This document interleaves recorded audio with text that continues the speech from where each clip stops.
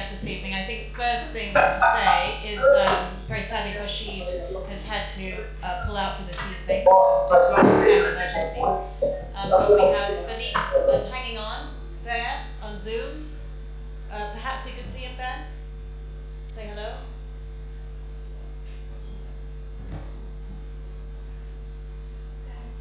We're having some connection issues. So, without further ado, I want to launch this week of celebration, mainly for this 175 years of the AA.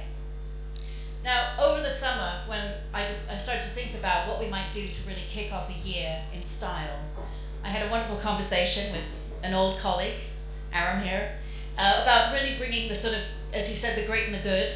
And I think what was more important to me is beginning to understand where the ideas at the AA had come from, which are still relevant, and what we might mean by what people call urgent.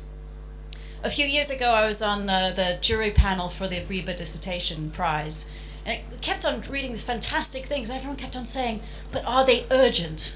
Which started to really bother me, because there's a tendency to begin to believe that we all have to be captivated by the same things, and we begin to lose sight of the kinds of legacies and the sort of longer view that architectural education, and certainly the debate within architecture, might take. This then coincided with a number of conversations, one of which was with Shumon over the summer. I bumped into him in the front members' room in a desperate attempt to actually see the exhibition that kept on getting thwarted by seeing old friends. And we started talking about what he's up to. And it sits within a very particular world that is I don't fully understand, which I'm happy to hear more about this evening. And I realized that actually there's very particular strands of thinking that have emerged out of a school that to me are very relevant, not to say urgent, but they begin to confront and contest these sort of more familiar themes. So we keep on hearing about, obviously, social justice, about climate crisis, but that doesn't just mean understanding a kind of material value, a carbon neutrality. It doesn't always mean a certain kind of participatory practice. It means coming at these different perspectives from different points of view, from different kinds of scales, and from different forms of method. So I think without taking up too much more of our time, I want to hand on to our fantastic guests this evening, Shumon Basar, Sam Jacobi, Frederick Helberg, and Philippe Ram. And Lucia Petrojusti, who is joining as our sort of external voice. So the themes are centered around two key ideas each evening, which to me represent, in each evening, 2 out of 8 key ideas or key approaches within architecture. In each case, the people who come to speak with us have some connection, have taught or been taught at the AA, and represent certain sort of generations of thinking that I think have emerged, evolved, and challenged one another. The pairings are intended to challenge one another and also to draw upon themes that I think are still relevant within the school. So the people who are here, you are our respondents. I want you to be active. I want you to challenge our speakers. This is a discussion, it's not just a presentation. And then ultimately, over the course of these 4 evenings, and then finally our party on Friday, begin to pick apart where we might be going. So tonight we have 2 key themes, what I've called systems, so understanding the world, society, architecture, whatever it may be, as having a systematic logic or being defined in some way that has a level of kind of abstract thinking that one can begin to call systematized. Now, not everyone necessarily fits well into this set of definitions. What's interesting about this for me is that the pairing is then with land. Now, land is something that has become key to the way in which we understand a sort of sustainable future. We talk about regenerative agriculture, but we also talk about the way in which biological systems start to emerge that are intimately tied into another kind of systematic or systemic thinking. Certainly this evening we have representatives from Design and Make in Hook Park. We also have you, Sylvie, who has a sustained interest in landscape and presences or architectures within those landscapes, and multiple other people who can contribute actively or contentiously to the kind of conversations that we might generate this evening. So, what I'm going to do, without a lengthy introduction to each speaker, is I'm going to hand over to you, Shumon. Shumon, you and I have known each other, I think, since 1993. And we had some very good conversations. I think you were very clear on why you wanted to be at the AA, despite the fact we were in Cambridge at the time, and very clear on what that represented. And I will be curious to hear how that has emerged, to the extent that was a fulfilled dream, sure. and where you are now. Thank you. I'm taking in this moment because I can't remember the lecture hall being this full for a very, very long time. Usually it takes some catatonic catastrophe or crisis for this room to fill up this way, but it's really humbling, I think, to be here this evening, to be with Ingrid, who she just mentioned I've known for nearly 30 years, and also Frederick, who I've known since he was, how old are you when you got here? 17, 18? 21. 21, yeah. Young, Foundation. young kid. Foundation, right? Yeah, foundation, yeah. Exactly. We've known each other equally ridiculous sort of amounts of time. So thank you, Ingrid, thank you, Manijay, and everybody for the invitation. So as I said, Ingrid and I studied together 29 years ago in Cambridge. It was 1993. I started visiting the AA around that time. And then I began studying here in 1998. And there was somebody who was very instrumental in that, and that was Zaha Hadid, who I'd been working for a couple of years in between my time at Cambridge, after my time at Cambridge, and she would not let me go back to Cambridge. I won't tell you the exact word she used, because it will probably get the YouTube video cancelled. But in essence, her point was, you've learned everything that you've learned at the AA, at Cambridge. You need to go to the AA. And I said I can't afford the AA because it's a very expensive school. Maybe some of you are aware of that. And she put a very good word in for me, and as did other people at Cambridge. And I had the pleasure of getting an amazing scholarship, and I came here in 1998. And perhaps I've only just kind of left. My contract just ended. Or one never truly leaves, Hotel California style, which is one of many reasons that this place is uniquely special. After 175 years, I do owe it an incredible amount. Next disclosure.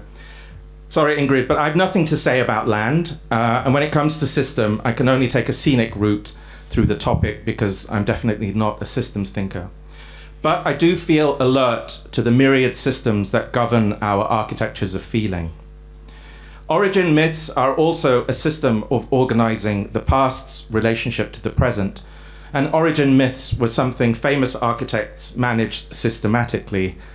Mark here, Mark Wigley at the front, could give us voluminous lectures about why that statement is a matter of incontestable fact.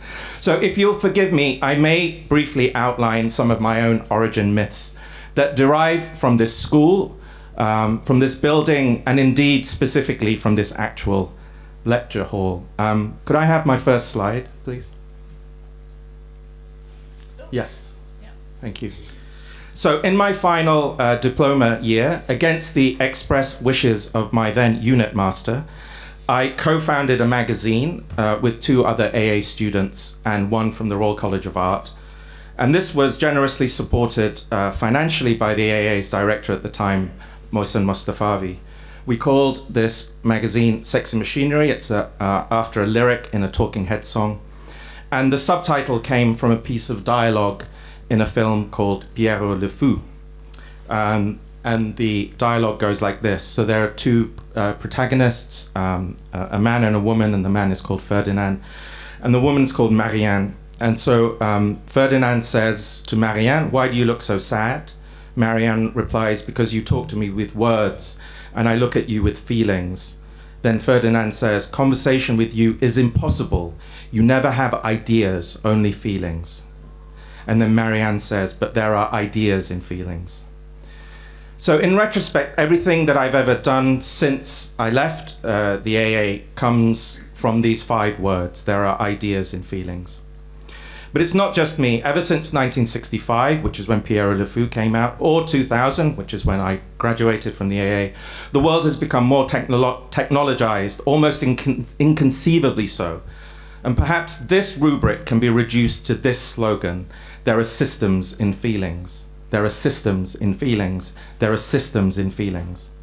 The director of Pierre Le Fou, Jean-Luc Godard, just died 2 weeks ago, aged 91. I could talk to you for many, many hours, as long as Mark Wigley could talk about the fashioning of origin myths for architects. I could talk as long about why he's at the core of my origin myth, but I won't. Just to say that he influenced our magazine that was born here at the AA specifically by presenting words as images and images as words, which is also one of the core relational systems that govern our internet brains today. Next slide, please. Thank you. So I began teaching at the AA actually while I was still a student. One of the kind of peculiarities of the pre-21st century times. And then I moved into other cultural machinery at the school. I moved into publications, exhibitions, and public programming. I recently revisited a YouTube recording. It's from 2006. I had invited one of my all-time heroes, Peter Saville, to speak in this room. I was pretty much sat here. I think Peter was sat here. Peter may well be one of the most influential visual artists of the 20th century, although he is not known as an artist. He co-founded Factory Records in Manchester in the late 1970s and designed the identity for that situationist-inspired anti-company company, as well as sleeves for Joy Division and New Order. Every factory item or event was given a systematized number, even the office cat. As a teenager, my first encounter with art history and with the history of typography and design happened explosively through the record sleeves that Peter designed, where he would teach himself art history and the history of typography and design. He raided library books, he often stole library books, and he expressed this great learning as graphic design for all of us who bought his records. Peter introduced beauty and desire into the extended world of pop music and treated images and words as mysteries. The critic John Pareles in the New York Times described this endeavor as, quote, a mass-produced secret. A mass-produced secret. I'm obsessed with this term. It's a reminder of how formal and informal education need each other. It's a reminder how seduction is an intricate system of giving and taking power, of giving and taking.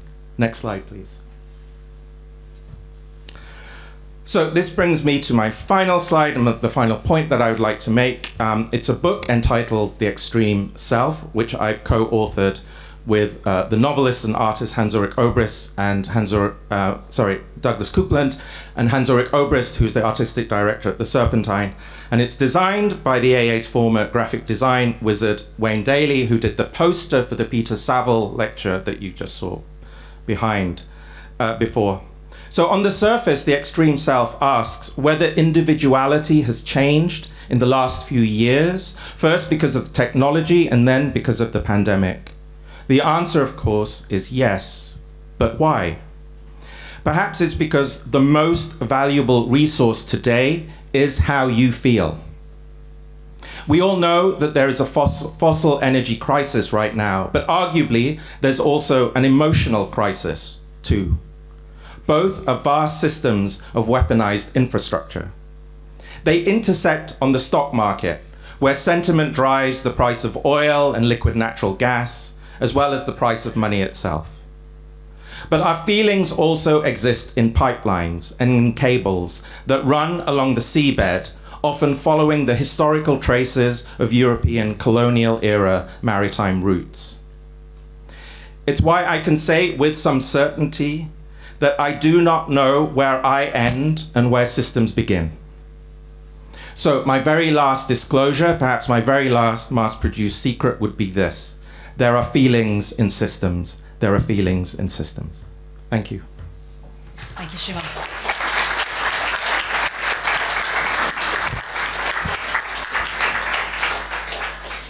before we keep running through, I think that there's an extraordinary, if you could say also a couple of words about what you're doing now, because it's a world that I cannot fully grasp, and I think it actually begins to touch on the relationship between the real and the virtual, and the systems and the feelings. Well, the latest venture is a startup. It's a contemporary art startup, a contemporary art technology startup called Zine, Z-I-E-N. It's a WhatsApp channel for people to collect contemporary art as something called expanded NFTs. And expanded NFTs we define as digital art with material presence. And so it's essentially, I mean, one of the plays here is that let me put it this way. I think it would also be hard to argue with the idea that since the pandemic began, for a good few years, I argue that we lost something like half a dimension, and we began to inhabit what I call the 2.5 dimension. So, Mark was just saying that in a way, our Zoom versions of ourselves are actually almost our primary versions of how we imagine each other. The reason I feel just in the last couple of weeks that the pandemic may at the moment be over is all of these kind of voices that I've been messaging for the last 2 years in my DMs, I'm finally meeting. And it's the strangest thing, because you realize that, I mean, for a start, people have faces and bodies, but even, then you realize they have sides and they have depth, and depth of character, or maybe the opposite. Anyway, all of this, and so one thing that happened in January, February 2021, I think as a consequence of this, right, as a consequence of us being hurtled into the 2.5 dimension with nowhere else to go often, and in the States, for example, I mean, billions of dollars of stimulation checks were thrown at people. This led to a kind of popularizing of crypto through NFTs, and so everyone here will know about Bored Apes, you'll know about CryptoPunks, you'll know about PFP projects, etc. We are now in a situation like this where we're able to return to many aspects of the 3rd and 4th and the 5th dimension, but there are that kind of neural transformation that took place where we are comfortable, and I'm sure Frederick will talk about this. It is no longer a strange or bewildering notion to want to spend money on something that literally sits in a heavily encrypted wallet on your phone. So these are major transformations that have taken place in terms of value and feeling.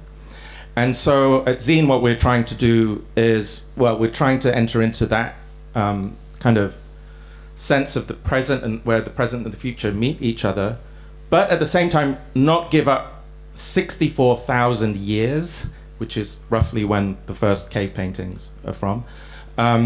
64,000 years of emotional, intellectual kind of relations that we've had with things, right? And so an expanded NFT is an NFT that you have then the option to redeem, and when you redeem, you get a material, physical counterpart to the NFT. But it essentially, and we commission artists, we've just worked with Agnieszka Kurant, we're working with Sheza Daoud, then Jakob Steenstein. Every project is a kind of experiment in trying to navigate or explore what the 2.5 dimension might be. But yeah, what's driving this is, our crypto economics, cryptocurrencies, we're using the Ethereum blockchain. So yeah, but we say that we're also looking at the space between Web 2 and Web 3 as much as the 2.5 dimension. So I mean, I'm curious, you know, when we get to Frederick, because I think there's a lot of kind of connection with what Frederick does. But I hope that gives a sense of what I I'm think that's doing. very helpful because, like, again, this frames a way of thinking that I think is very highly specific and very different to, say, what Sam might have to add. And I think the curiosity I have is whether you buy this, I suppose, because you come at this from an extremely different perspective. And I think I've always seen your work, Sam, as being rooted within really potentially a traditional kind of typological thinking, a very specific reading of the city, and then a proposition that arises out of a highly specific understanding that I think is fairly strongly at odds with a lot of what Shumon is saying. Fight. Exactly. Fight. So I'm kind of curious, because I think you two are very well aligned, and I think that you must have a very close understanding of what Shumon is trying to achieve and what he's trying to do with his work. I'm curious whether you do, Sam. And I don't know if this is a good moment to talk a little bit about projective cities. I mean, I don't know Shumon that not as well than Oliver, who's taught with. Because Oliver and I were, in fact, flatmates in the first year when I came to London as a student. This is Oliver de Meissen. Yeah. So I understand Oliver quite well. I guess I understand what you guys have been doing at that time, right? So I don't think I would ever start a fight over this. But of course, even what's probably more worse is that I have to talk after him, because of course I naively took the invite very literal and said informal conversation. But I can, of course, talk a little bit about. I would be really interested, because as much as I don't need to generate a fight, I think that there are contradictions in the way in which you examine the world as it is, the way in which you, I suppose, literally project into a future, the degree of pessimism that actually exists within that process, I think is very specific in relation to the way in which you see your work. I mean, I wouldn't think about it as pessimistic, but I think, I guess it's also what happened is we started off teaching we as Christopher Lee and me in 2002, and in fact we started in intermediate school, and we taught it for 2 years, and we did something that was basically trying everything possible out. But I mean, I think we did anything from film to looking at animals, etc., right? And then when we were asked to teach a diploma unit, and this is from that time, diploma unit 6, one of the things we thought is we need to learn from what we've done. And one problem we saw is, how do you actually teach design, right? And of course, there's in many ways, I would say, a really obvious answer to it. And as you said, is of course a relatively traditional, historical answer, right? And it's to look at typologies. Or in other words, is to look at precedent. And I think, of course, it's a very common approach in practice. I think not so much in academia, because it's seen as being actually quite conservative. But so what we were really interested in was how do you give students the tool to design, but also to explain how to make design decisions. And it was, in a way, that was what we came up with, right? Or, in fact, what we tried to develop. And so it was really, in a way, I guess it's less about system or being more systematic, being methodical, or having a method that you can discuss. And as you can see, I mean, the very early work was in many ways, I think, very, very formal, right? So because, of course, it's the nature of the diploma unit was about designing something, producing a design at the end, right? So one of the things we were really interested in was how do you draw things, how do you model, and so I think it was in a way, I think it wasn't. I mean, this is what I was saying. I think we started off the very first studio we ever taught in the school that was around film and emotions, right? So I think I'm sympathetic and not far away, and I think maybe later also I can talk a little bit about what I'm doing now. So I don't see them as contradictions. right? But I think more is, I think our work was very much driven by the question of pedagogy, right? I mean, how do you teach something? And also, how do you move away from just purely talking about ideas? And this is perhaps where, this is more of I wouldn't say a contradiction or clash, but I would just say a divergence in approach. Right? Maybe the next slide. So after this, I think you probably need to press play if that's possible on this one. Otherwise, this is not going to be a very interesting slide. One thing we did after that is we started a project or a program, Projective Cities, which of course still exists, which was also a taught program. And of course, the thing we're interested in is how do you teach research, right? And of course, I think it's not very removed from the question of method. And so, but I mean, one of the opportunities we had in setting up the program and developing it is the question of a thesis, because of course in a design studio, like diploma units or so, a thesis doesn't really exist in a conventional way, certainly, right? It's always a design, it's called a design thesis, right? But of course, arguably, there are different criteria, different types of rigor, different types of problems that you have with a design project. And so I think we try to integrate, I think, to better understand historical issues, right? So I think it was an expansion of the problem of, in some ways, a typological problem, which I would say is purely a problem of history, right? I mean, how do you relate to things that are already in existence? Without that, I don't think you can ever really understand what processes of innovations are, or processes of, I guess what we call sort of projective, right? I mean, how do you use design to speculate on things, but at the same time, how do you maintain a kind of standard of rigor that you can explain, right? That you can in some ways communicate to others, and of course, therefore, also present as a thesis that can be accepted as a piece of research. Right, and so I think this is why, I mean, this is sort of a typical page, I think, of one of these dissertations that I think was in parts analysis, in parts a proposal, in parts writing, right? So I think that was, to me, more interesting, I think, in parts than what we've done before, because I think it was, I think it was much broader.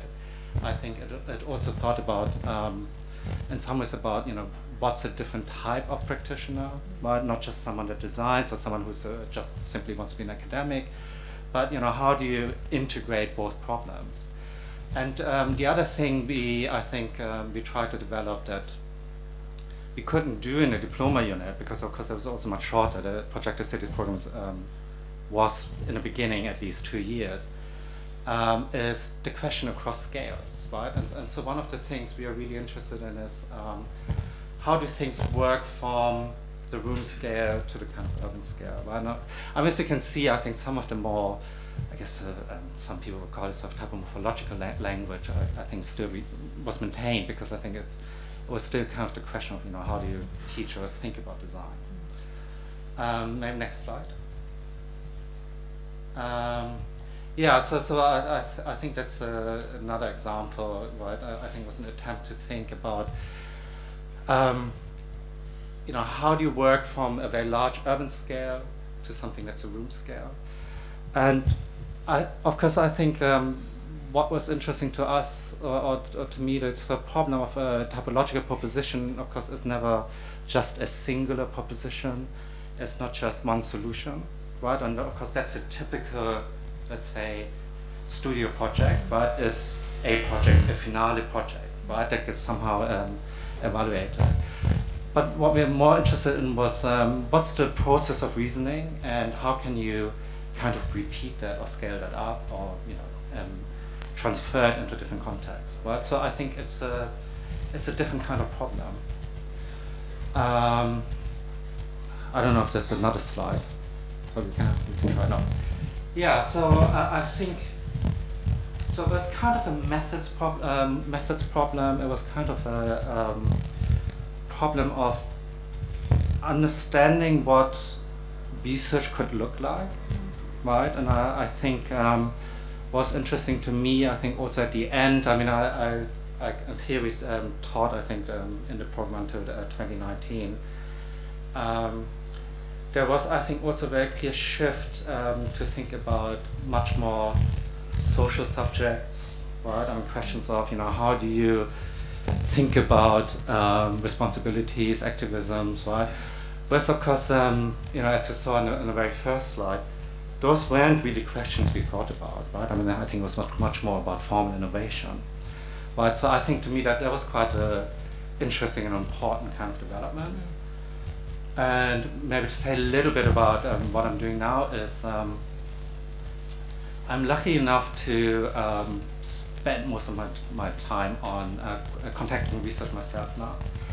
And I think not having to kind of just purely teach was an opportunity for me also to try and, in a way, implement or develop some of these questions, right? So what we've really, what I've started to look at, and we have a small research lab at the College of Art, is how do we think about different types of methods? How can we be much more interdisciplinary? Because I think that work was still very much sort of within the domain on the historical discipline of architecture, right? So we started to look at lived experiences. How do we actually understand better how users think about architecture, right? Because I think, I haven't really met an architect who doesn't really talk about experiences of the users, but in fact, I think architects are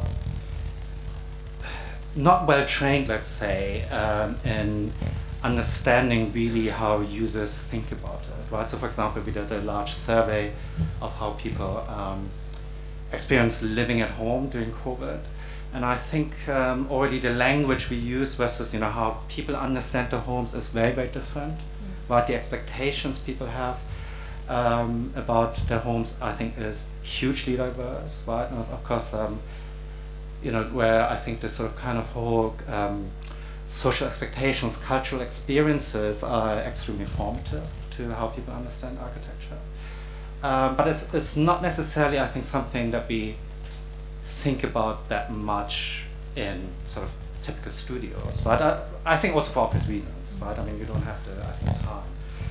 And the other thing we've done is we try to think about what if we look at, for example, I mean, we did a study on London housing plans to simply look at the different kind of standards to which they were designed and how standards have changed over time. And basically it's let's say, a machine learning based dimensional relational analysis of plans to simply understand this, what does the actual geometry of layouts do, right? So for example, we know that space standards of course have changed over time, but we don't really understand whether or not that matters. But of course everyone has a really strong opinion on this. But I mean, in fact, is once you talk to people, or let's put it this way, I mean, one of the things is if you take something like the London guides, London housing design guides, 70% of housing today in London will fail one of the dimensional standards. Yet, as we know, most of these houses are perfectly inhabitable, right? People really like living in them. And that's, I think, that's sort of interesting problems, right? I think both methodologically, I mean, how do we actually understand what architecture does? How do we think about architecture? But also, how do we make design decisions?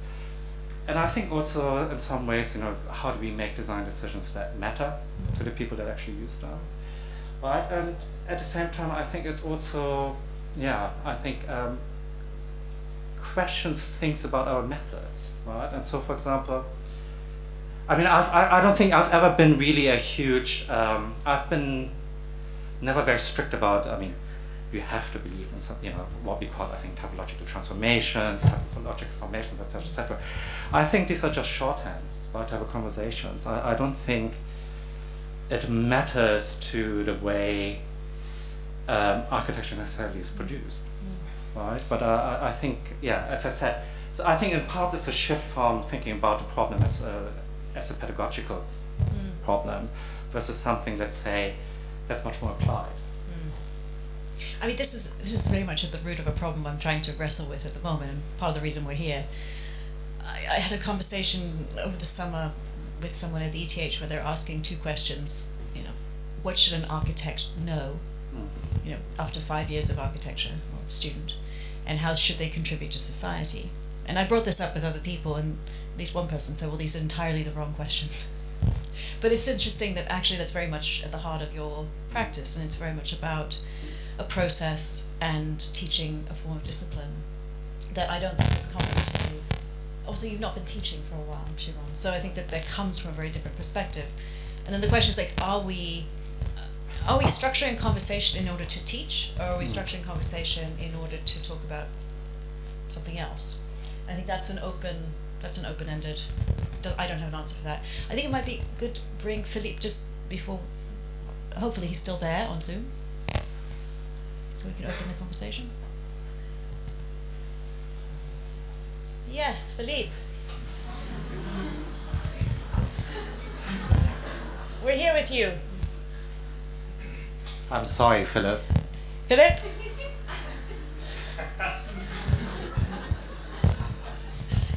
Welcome, if only virtually.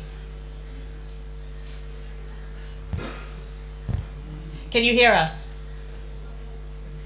Yes, I can hear. Fantastic, and we can hear you. Yes? Can you hear me? Yes, I can hear you. I'm going to shut up in a second and let you go through your slides. Just a couple words. You had a fantastic, but brief time teaching here at the AA, and I'm just going to leave you to talk through the images that you've provided. Okay. So yes, so thank you. So I'm happy to be with you. You can hear me well. It's okay. Yes. Can you confirm? Yes, okay. So, yes, I came at the EAA to teach in 2005, 2006.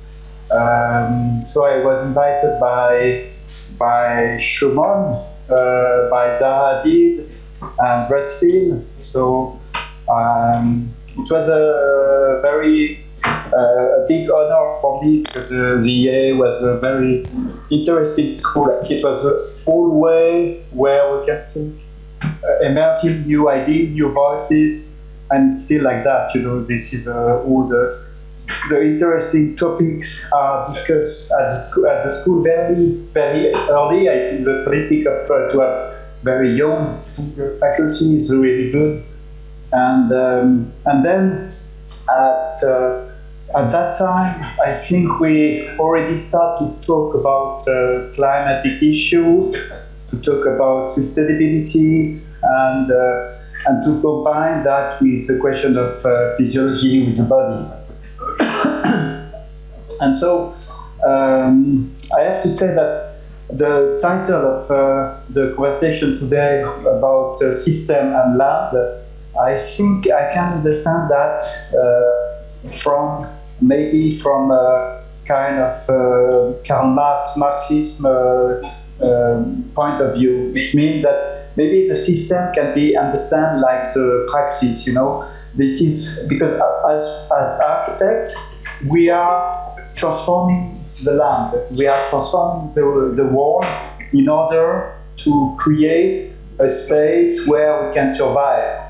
The fundamental reason of architecture is to build a climate where we can keep our temperature at 37 degrees Celsius, and we can survive, for example, in Switzerland, in the snow during the winter, and by building architecture. So, or it can be like to build a shelter, a roof against the sun, in a very tropical climate where the sun is too strong. So the fundamental idea of climate we made here, it's a large project we made in Taiwan. It was a complete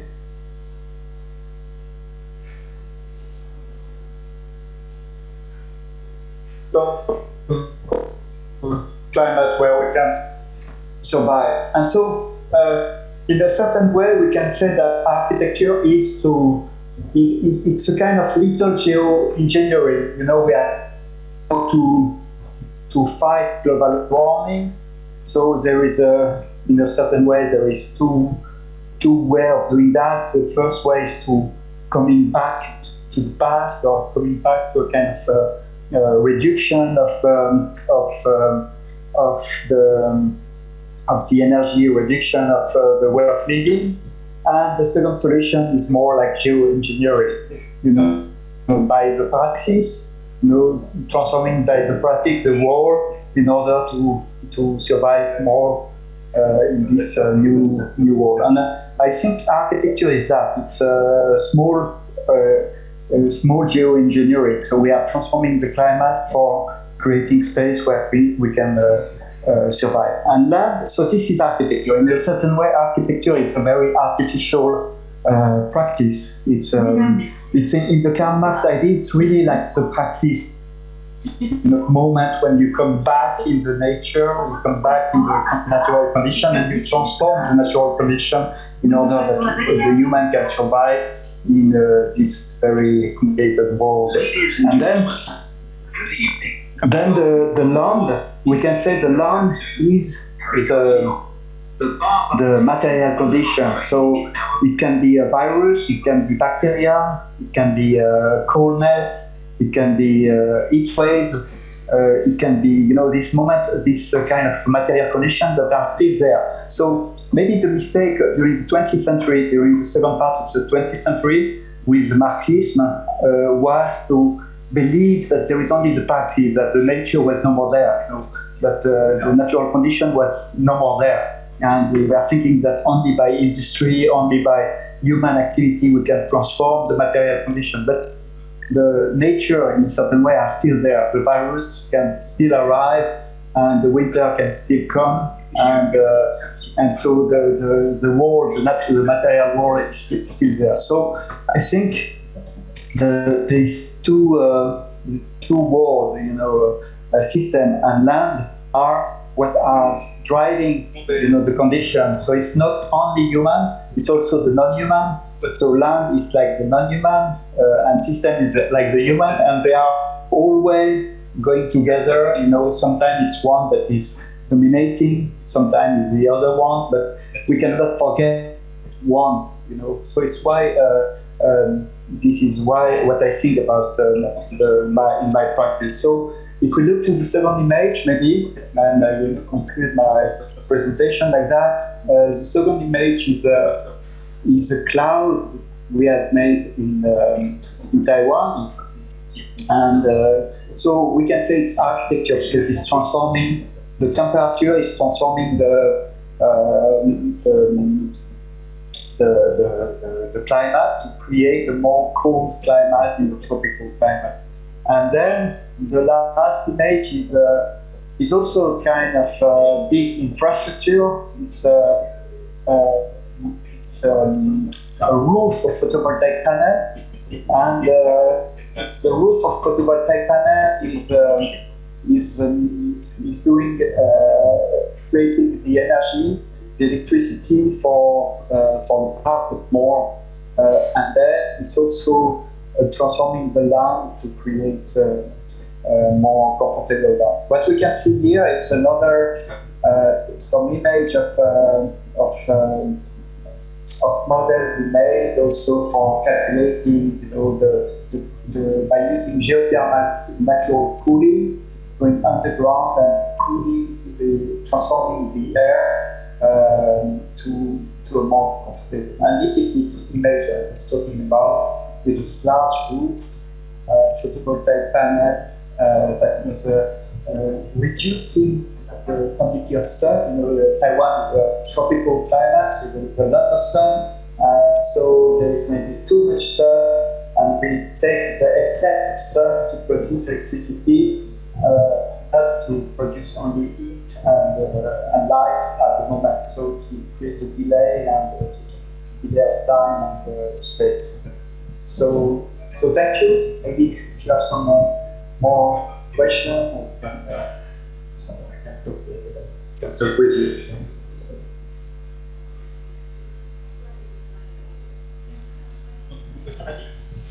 Systems failure.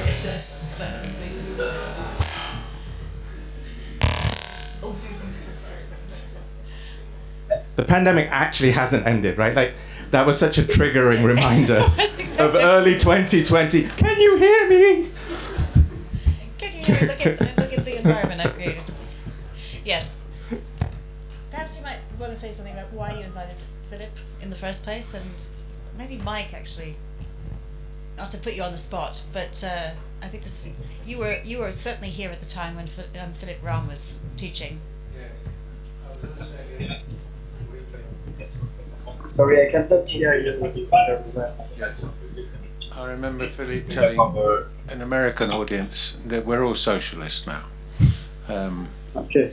And it's a shame we didn't hear it because... No, I think it's really interesting to read Karl Marx today, because my position is to say that during the 50 last year, we completely forget the material condition. We were only in what Claude Lévi-Strauss has invented when he was talking about structuralism. The structuralism was the idea that everything is only moving in the superstructure. So it's only about metaphor, symbol, social, politics, and we completely forget the material condition. We forget, the climate. We forget the energy. We forget the virus and bacteria.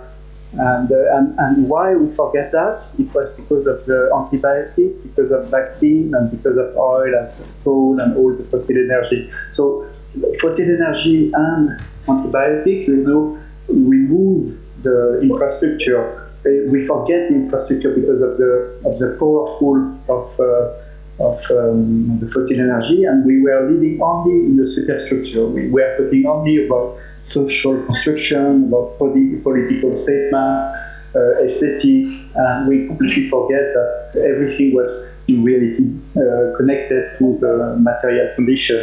And now it's coming back, the material conditions are coming back, and so this is something that I think it's quite interesting to understand again the historical materialism and dialectic materialism of Karl Marx, because it's really explaining what we are living. I think I understood that. Just if I'm hearing this better than anyone else. I'm not entirely sure how to respond in detail to that, but maybe I can pick out one theme, which is also something that Shumon and Sam have touched on. Systems in a science is about studying the relations between things, and one can study physical relations, and excuse my horrible French pronunciation, like Holbach in 1770, he was the first to write a book called The Systems of Nature, but what he was talking about were the laws of moral behavior in civilization, as well as what he called the physics of the world prior to physics existing as a discipline.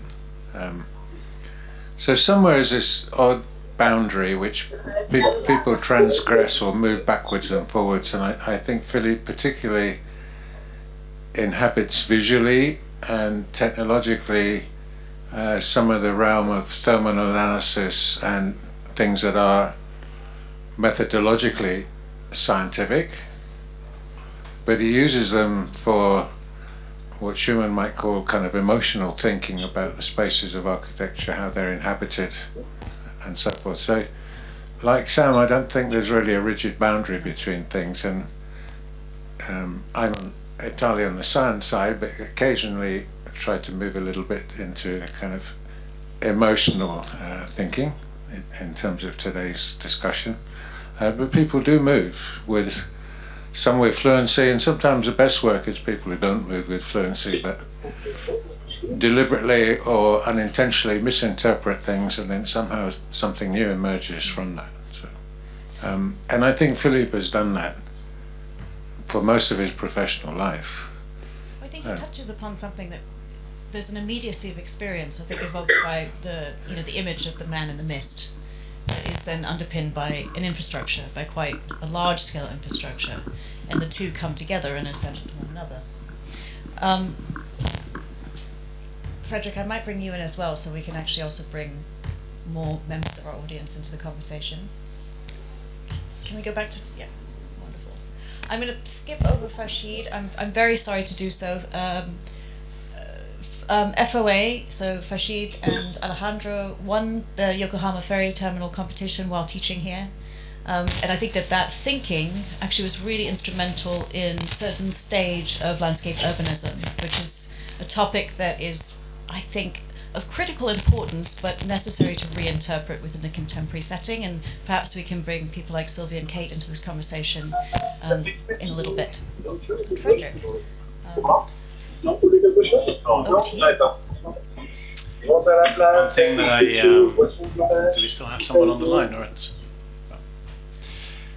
One thing that I learned or realized very quickly studying here is that architects have a tremendous amount of patience, maybe too much sometimes.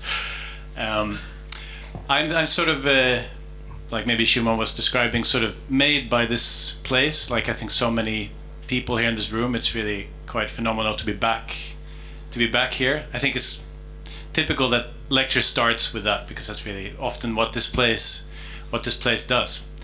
I think I'll slowly go through sort of how I ended up where I am today and how this place is related to this, and somewhere in there we have systems and land. So I was a student here for 6 years, and started here in 2004, and in a sense I was already an adult when I came here, but I really grew up here in this place, getting, like many of you are experiencing, like the first week, the things you think you know, you realize you really don't know anything. And then through the process of growing up here, getting absolutely, let's say, spoiled by the attention that your thoughts and your ideas truly matter, even if they might be very sort of juvenile beginning ideas of a young creative mind. So a lot of the things that we do today, I run a practice with Lara Lesmes called Space Popular. We were students here, and we met here as students in the same unit. I think a very typical story.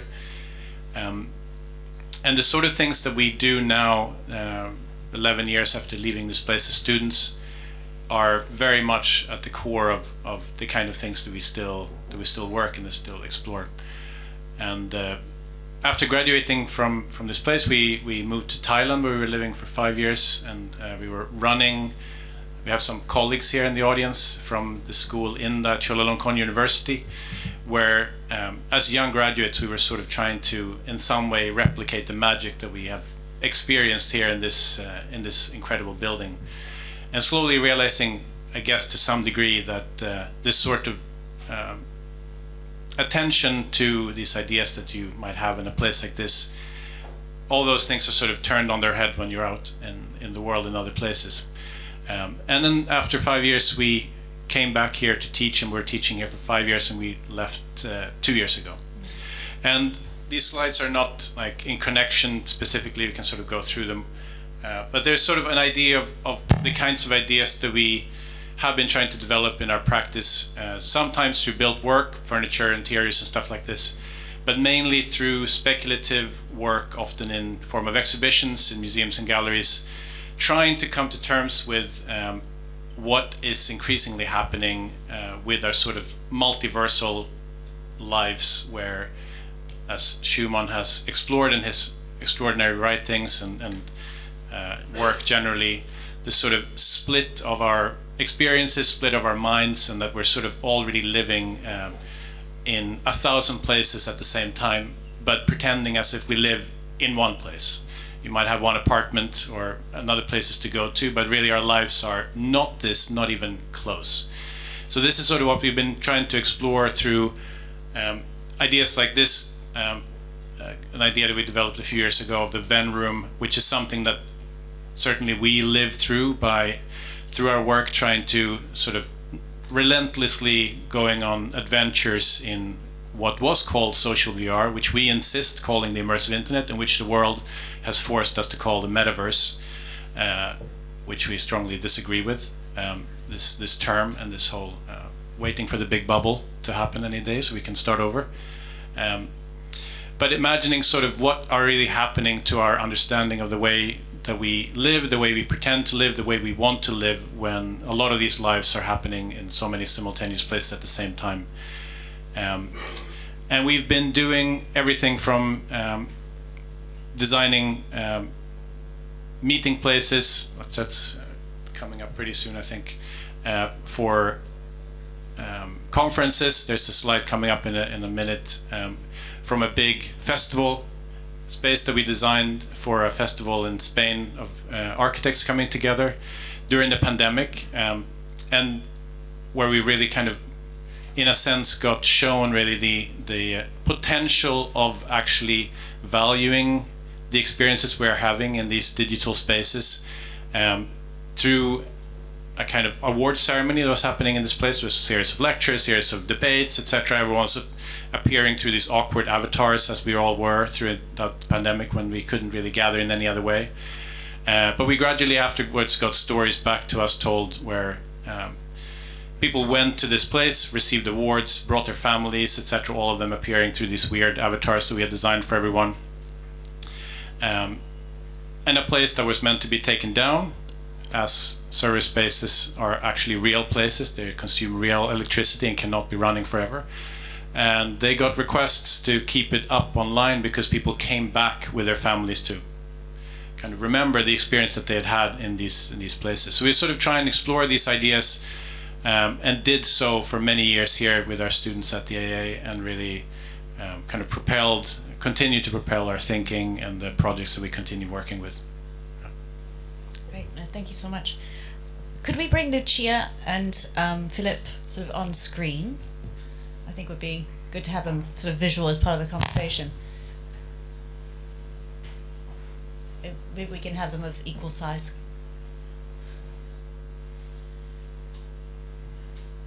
Fabulous.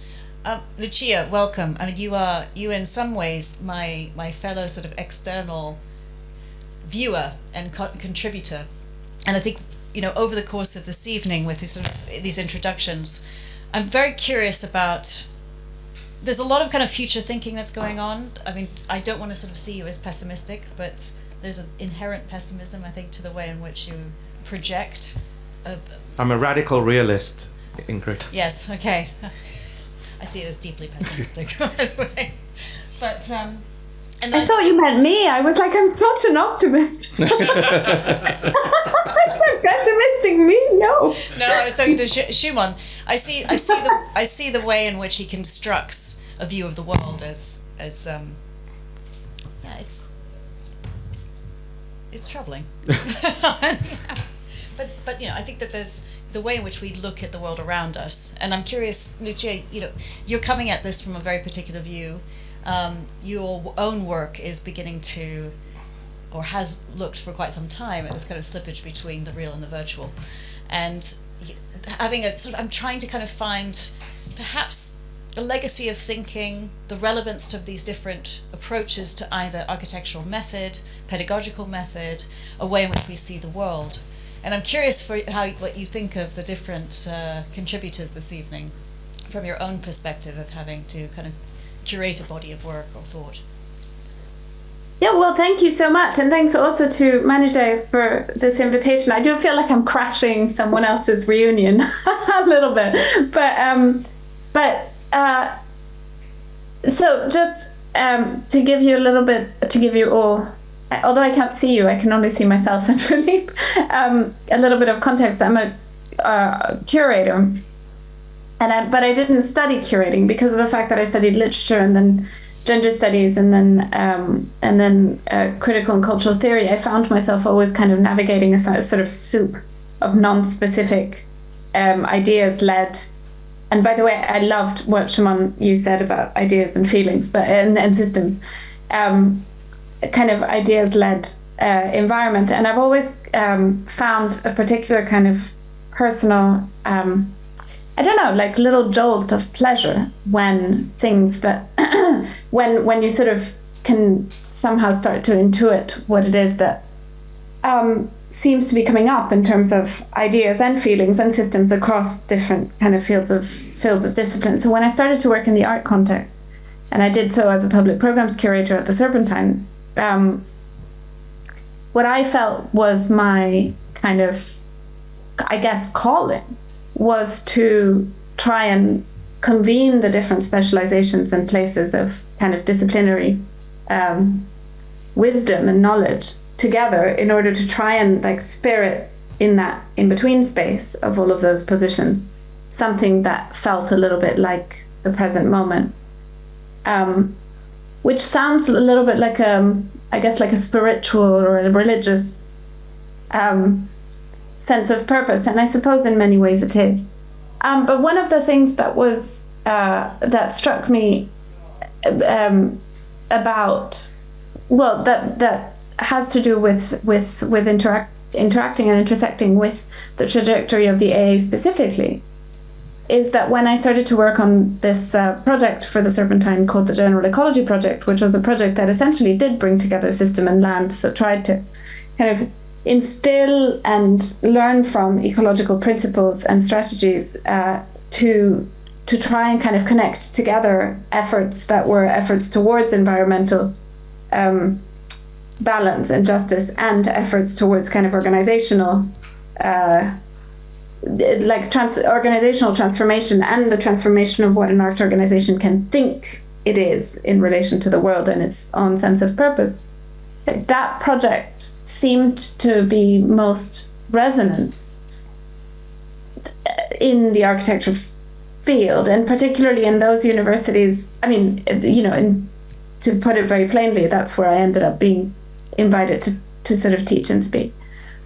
And that it was specifically those places in which architecture is not solely a discipline that teaches individuals to build buildings, but one in which some kind of post-disciplinary critical architecture thing is also taught. And it does feel like London is a bit of a hub for it, and the AA certainly has a really long history for it. And because of the fact of it, and because of the fact that it is kind of focused around one or sort of like a handful of individuals with some kind of quite easy to kind of follow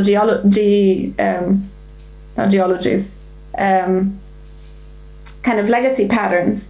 You sort of see individuals that were supervised by other individuals. You see that it's also quite fragile in the sense that if this kind of way of thinking that is really encouraged by these very few individuals and very few institutions were to decay, then something really precious would be lost. And for me, that's something really precious, is some kind of post-disciplinary kind of desire to sort of engage with what Keller Easterling refers to as the medium or matrix within which things are suspended and in which they change over time.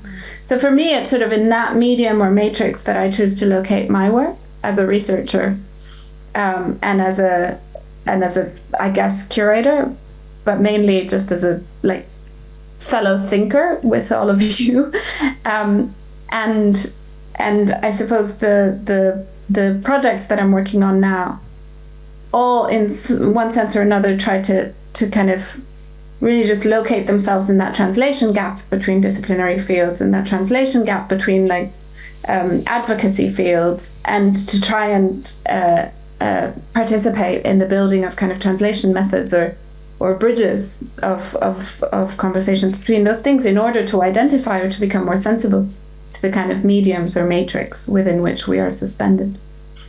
No, thank you so much, Lucia. I think that's it, really. What's fascinating to me this evening is, we have a growing tradition within the school that perhaps isn't as well represented by its past. And I think, I'm staring at, Sylvia and Kate in front of me, having had now 2 trips down to Hook Park, which at the moment are engaging with, the actuality of a tree, what one can make from it, the possibility also of a transforming landscape, and then the potential for a site like that to be a place where one can start to experiment with ideas of landscape, of land art, of regenerative forms of growing, of living, etc. And I think to a large extent, there's a way in which one may be wrestling with something like climate crisis or the growth of cities or a kind of exploding demographic or a kind of the pessimistic self. I know maybe this is just my reading. We can fight about it later. Deeply mischaracterized. Yeah, well, that's okay. And then also this kind of slippage between what we experience and what we experience physically, what we experience virtually. And they all seem to be a way of kind of contending with a deeply complex and often problematic, confusing world that we've sort of stepped into. Some with a kind of pedagogical value, some as a way of kind of understanding means of either catering to it or wrestling our way or fighting our way out of it. And I want to bring Sylvia and Kate in particular into this conversation as the sort of representatives of the very physical, particularly you, Kate, who are living in the woods almost, or working in the woods on a day-to-day basis. And where do these ideas start to intersect with what we're talking about here? Because you also don't just come from making things out of woods. You have your own teaching history. Yeah, I mean, I think it's easy to think of somewhere like Hook Park as an island of the material, not connected to any of the conversations about virtual worlds. And I think it's interesting just to remember that obviously all systems on the planet come down to material narratives when you get to it. Everything we do has a material consequence of some sort. And I think, just to build on Lucia's comment about kind of post-disciplinary, I'm interested in systems as stories, and I think the way that we, narrate the material consequences of all of those systems, rather than maybe leaving out certain parts of the story, is a really important thing for architects. And obviously what's happened in the last 20, 25 years is that the kind of scope of the discipline of architecture has exploded, necessarily because the consequences and implications of the things that we do as architects, but also just as human beings on the planet, the consequences are much more far-reaching than they ever were. We act and we have consequences way beyond our local environment. The buildings we design, we know, have consequences way beyond their immediate site. And so the site of operation, I think, has become massively wide. So whilst I think that designers are very amazing people, design students are very agile and very intelligent and brilliant, I'm not sure the brief that we're answering, the question we're answering is always the right question. I'm not sure the problem we're trying to solve brilliantly is always the full problem. So I guess when it comes to systems thinking, think about them as stories. They're really ways of unpacking really, really deep complexity. And obviously humans have done that through, since the dawn of time, narrating natural systems through story as a way of unpacking kind of longer term and more complex consequences that are related to the kind of immediate, what I see in the here and now. So I think part of what architecture needs to do, or it's perhaps part of the kind of post-disciplinary thing, is that we need to understand the brief as much, much bigger than we ever did, and the story is much, much more complicated. Because if we haven't got the problem, I suppose it's about being articulate. If we're not being articulate about the systems we're working in, so thinking systemically by visualizing or describing things systemically, if we don't understand the problem in its complexity, then we can't act brilliantly within it. I suppose that's what Can I add to that? Because I'm so glad you spoke first. Because I think actually what there's such a generosity in what Kate has just said. Because the whole time I was listening to the conversation, and I kept hearing it somehow went. It got polarized somehow in my head, and I felt like on one hand we were talking systems, and on the other hand we were talking narrative. And I think maybe as a response to you, Shumon, because you were like, fight, fight, fight. And I was like, is there a fight? Is it going to happen? Like, what, are we polar here? And I guess one of the I think the generosity in what Kate was saying is that she's woven together the idea of narrative and system, where system begins to be an understanding of a system of, like a material system, right? And that's where the narration comes. I guess the thing that I would maybe put out there with a big question mark, is I think system and land doesn't necessarily sit together in a very productive way. Okay. I don't know if someone was really eager to speak, maybe. I don't know if system and land actually always sit together in a productive way if you have a very specific understanding of the word system, which for me, the word system is still too closely linked to the Fordist model, to the Model T, to a very specific approach, which is it's land without worms, if you know what I mean, right? Like it's a very kind of what's the word I'm looking for? You've sprayed like Dettol on it. Dettol. I don't know what I like the antiseptic idea of land without worms. I understand. Okay. So I guess maybe that's one thing that I think if a system as what, right? Because I think this relation of system and land is a very loaded one. It's a very political one, and it could be a very broken one depending on how you understand the word system. And I picked that up a bit, and I mean that's maybe the thing that I'm going to take away. That maybe. Well, I think that's a really excellent point. I think perhaps system is the wrong word. I mean that's part of the joy of this evening. I'm curious what I suppose the way in which I wasn't actually opposing system and lands per se. They came together in this very particular manner. I think I used to say to first year undergraduates that there were three ways in which people tended to look at the world. One, they saw it as really, really complex and needing a full understanding and a celebration of that complexity. And then there's people who are trying to tidy it up, so it's understood in a sort of rather more formulaic manner. And then there's those who adopt a mythology and begin to kind of find perhaps a ritual order. And to me, that was a useful way of kind of being super reductive for first-year undergraduates. I also don't think that we have to necessarily align our approaches. So I think actually when we came to write the introductions, there was an attempt to sort of find some sort of overlap between these different terms. And I don't know if there has to be. I don't think we have to find harmony between the ways in which we go about what we do. But I'm curious to tease apart what it is that motivates those different types of thinking, and to understand where they've come from, and then also question whether they're relevant, or whether we should be talking about them, or where those crossovers don't align or shouldn't align, or where actually systemic thinking or systems thinking are two different things, perhaps is less prevalent, and then the people that happen to be here at this table aren't representative of it. I think that's absolutely fine. I'm kind of curious whether they differ from one another. I think Manojay, you were making motions. Maria. Can I say something? Speaking of misalignment, I think I'm going to follow a little bit on what Sylvia was saying and Kat was saying.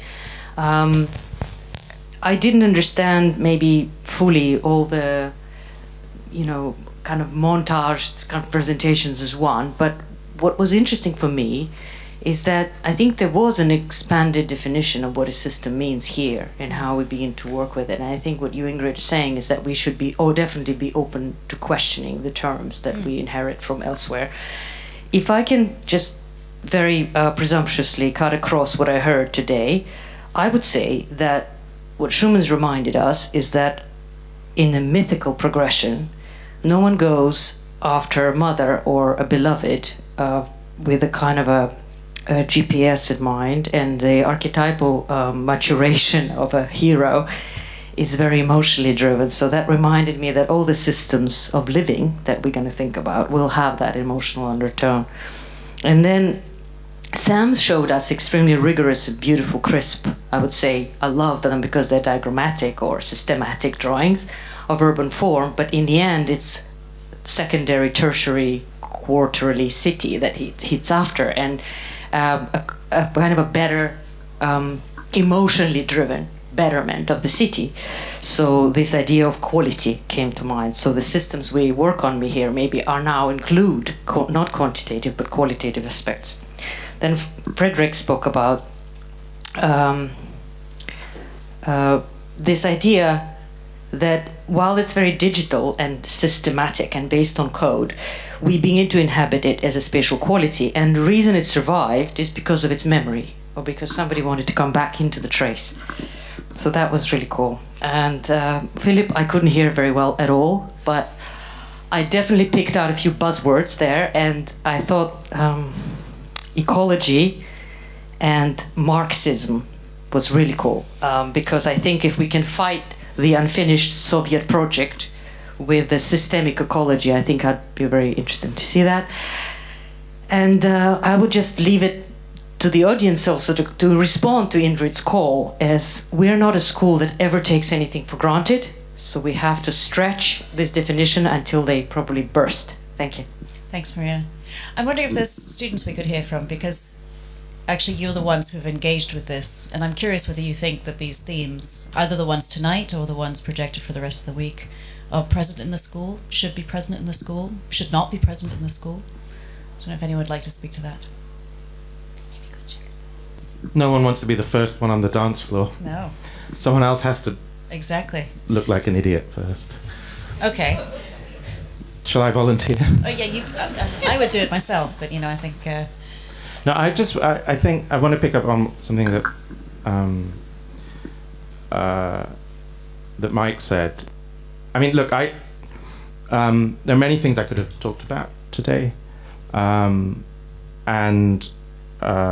one of the things I could have talked about is why I studied architecture, but I had no intention to become an architect. And but what that education ultimately sort of has endowed me with, as it were. And I would say that, I mean, it struck me a few years ago that I mean, Mike sort of described systems as basically being about the relationship between things, right?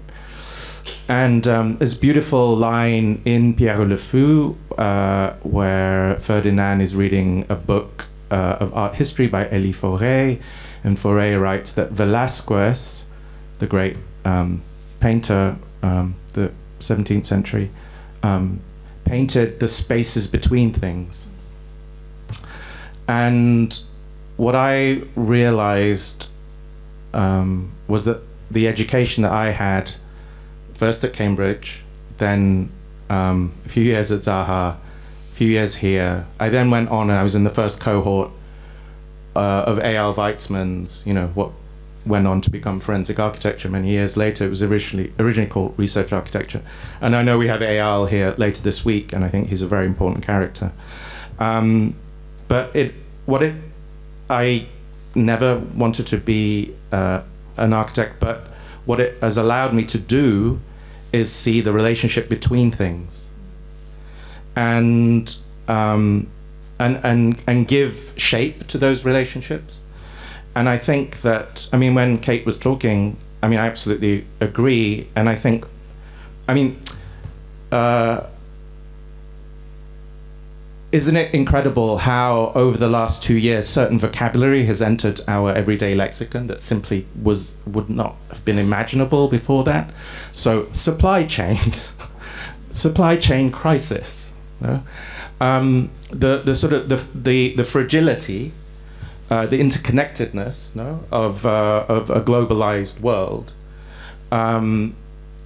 was that thing that, I mean, Kate was talking about. Maria was talking about taking things for granted. By and large, if you live in a certain kind of middle class and above privileged life, one of the privileges is not having to pay attention to the systems behind anything, really. No, you just you sort of consume the convenience of it all, and I mean, one of my great kind of hypotheses is that what the West has been really, really good at for 500 years, it's not that it doesn't do evil, that it basically outsources the evil. It makes it invisible, or takes it out of the realm of the visible, right, of the perceivable. And so, and what the West loves then to do more than anything is point fingers at the rest of the world where those crimes against, I don't know, climate or human rights are actually visible. And I think what the pandemic did was, it sort of, it did many things, no? There have been very few events which we have endured simultaneously in the planet, because, even like hyper events tend to be relationally situated. And again, if you're privileged, they're usually happening over there. And I think what the pandemic did was actually make us not just realize, but we had to inhabit the fact that there is no here and there, no, or that there are a series of like fatal interconnections between here and there, and that to me that it's something we've had to endure, but I hope it's something that we never forget. Right, like ethically, to me, that seems like one of the great. If there's any, my job title is really like a melancholic realist, but where I am, hesitantly optimistic is if we genuinely learn from the learnings that we've just kind of collectively endured for the last 2 years, then I think there's some hope, possibly. But it's also human nature to, one way to deal with, major traumatic events is to basically make them go away or pretend like they never happened. But yeah, I think, just to go back to this, would I tell a young person your age to go and study architecture if you didn't want to be an architect? I would hesitantly say yes, for partly the reasons that Lucia sort of highlighted, which is, I think to really be effective in the world today, you have to sort of vividly perceive the deep complexity of interconnections and interrelationships, of powerlessness, right? And also the kind of violence of history, the inheritances that we have thereof, no? And I do think that, and it would be great, you should all come back and listen to Eyal Weizmann, because what I realized that he was doing when he initially brought 15 of us together to sit around a table. It was actually circular, but it was similar to this, and we were filmmakers, we were lawyers, we're videographers, we were architects, we were artists, and out of that, right, like, so individually none of those disciplines were novel, but when he brought them together in a certain kind of concert, he produced this thing called forensic architecture, which I think is genuinely like a novel discipline that hadn't existed before, but the constituent elements had. And I think it's only because Eyal studied here, actually, and spent a long time with somebody called Pascal Schoenig that we studied with, thinking about narrative and cinema. We sat around, we drank red wine, we watched Godard movies. I think he sort of realized that actually the thing that he needed to do was to bring these different disciplines together. And somehow in that concert of those disciplines, and I have to say, to Philippe's point, it was the first time I ever met people that actually stood up and said, my name is Uber and I'm a Marxist. It's like, oh wow, you exist. But it was, and I think like that thinking that Eyal had to bring these different disciplines together in order to pay attention to, in particular for forensic architecture, sites of abuses of human rights, right? Like disasters of war, accountability, etc., etc. There's basically an understanding. It partly comes like a Badiou sense of like what is an event, No? And in order to like really truly understand an event, it's a highly complex network of forces. And I think that to me is that's why I still think an architecture education is an amazing education, even if you don't become an architect. But I think that's really specific to the AA without kind of becoming too inward looking, because I think that's exactly what I'm trying to get to, is that what AL was doing and is still doing is opening the table to a kind of a plural and a very diverse set of not opinions, but levels of expertise, degrees of embeddedness, of kind of scalar perception, but they are quite edited. They're selected with care in order to fully understand an issue. And I think the word plurality is bandied about the AA a tremendous amount, and I think plurality mustn't be mistaken for randomness. Mm-hmm. And so really the purpose of these evenings is to say, okay, if we represent many things, what are those many things? Which of them really should be at the table to develop a better understanding of what's going on right now? I don't know if they're always relevant, and they shouldn't. Maybe this is where I differ, in that I don't think we have to be aligned in order to have that aligned in order to have that conversation. No. And I think, in fact, sometimes if one can say, and I think perhaps I'm really interested in the streets and space conversation, because if someone is looking at a global situation from afar, understanding the forces of governance, the forces of climate change, and you have someone on the other side who says, that's if you have people who experience poverty and they cannot eat, one needs to intervene at the level of a particular community, who cares what's happening with glaciers? I mean, I'm not saying that that's a conversation that's going to happen, but there is a prioritization of approach, there's a prioritization of information that I think is incredibly important, not just to the way in which we teach, but the way in which we try and understand the relevance of our discipline. And I think it is a discipline, and I think as much as one can come to this school, and certainly when I started architecture, the person who accepted me, he said, it's a really great liberal arts degree, bit of a slog. He was probably right. It's an incredibly diverse education. It is very much what you want it to be. But I also think at the moment we're facing a very, very potentially catastrophic environment for all sorts of reasons. So, we shouldn't be toothless, but so we have to be very specific about the way in which we go about articulating our ideas and to stand by them. But then also, as the week goes by, I don't want to take making, building, architecture off the table, because some of you will also want to be architects, and you are not powerless by doing so. And I think that's a very important part of the conversation. So I think it's a really good moment, certainly for me, to say, like, what are we doing here? Why have we decided to study architecture? How should we be taught?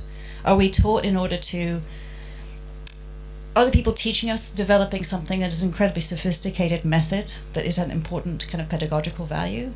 Or is it a sort of an exploration of a set of ideas through a set of devices we call architecture?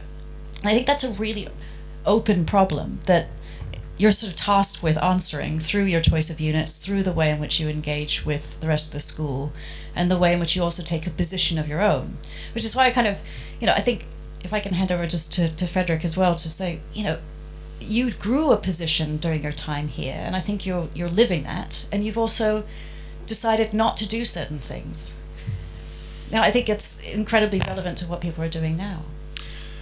Yeah, I mean, I completely agree, and Shumon's kind of comments and thoughts around this were echoing around this building even then when I was a student. This sort of view on the systems, perhaps, or the tools of thinking that a place like this can give you, that are sort of decoupled from specific problems, I guess, in a sense, and then therefore, at least for me, allowed me to somewhat take some of the ideas that I actually came here with from the beginning, to try and make some kind of practice out of. And I think that's a term that now everyone throws around, that when I was a student, the fact that you're a student here and you're often here now, what is your practice? And that word, when I was here, was applied to an architectural office or something like that, was a practice. But I think now it's gone sort of one loop further, where it's more crystallized this idea that what happens in a place like this, maybe uniquely the AA. I always tend to think that in many ways the AA is unique, but I really hope that it's not the only place where this sort of very unique background can be, or unique way of thinking, at least that I got from this place. So I think at least for me and so many people that I graduate with, so many people that are here today that sort of built their practice around the vast majority of which ended up not being with what you might conventionally think of being architecture, certainly what I thought when I was studying here. Then and now realizing that like it might be, and I really in a way think that it might only exist for a certain moment in time. This kind of practice, or this discipline that ended up squeezed in between what happened to more formal accreditation with lawyers and doctors, etc., and then other parts of other disciplines where architecture ended up in like this forgotten wasteland of sort of things having to be in an extremely specific way, but then also being completely free, resulting in architects overworking and overperforming, etc. But often resulting in like the fact that you can have an evening like this with this sort of like extremely open direction of let's speak about system and land, with people who neither builds on lands or build systems. So I mean it's kind of amazing in that sense, and I hope we can continue nurturing it. Are there any questions as well for any of our panelists, including the people behind my head here? No. I don't, Lucia or Philip, I don't, if you have anything, if you've heard us okay and want to chip into the discussion. It's got a question between education and how we start to wrestle with ideas.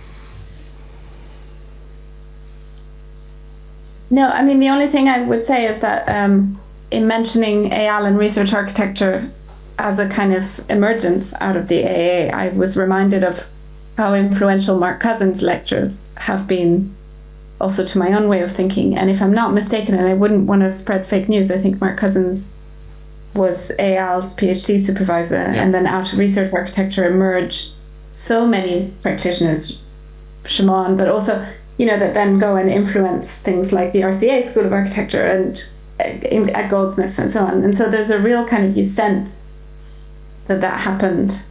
And I'm just reminded of the beautiful lectures that were about, you know, for an entire term, Mark Cousins would talk about miracles or the face and how that would intersect with architectural ideas.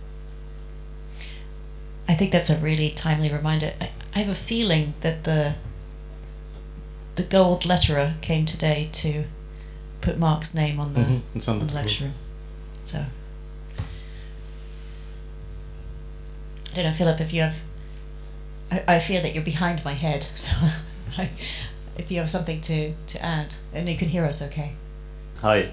Yeah, I think this conversation is actually super interesting because it's something that we were discussing in actually in HTS as well today, this idea of architecture being in a way a system that's separate from other subjects that are similar to it.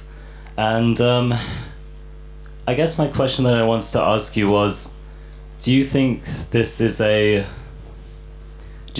success of architecture or a failure of architecture? Because in a way, we say that the AA is a very unique place, and it is.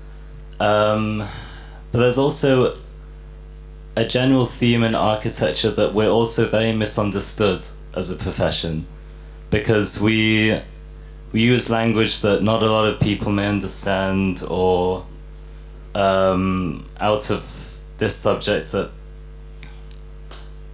they may not intrinsically get as much as we get it. And I guess,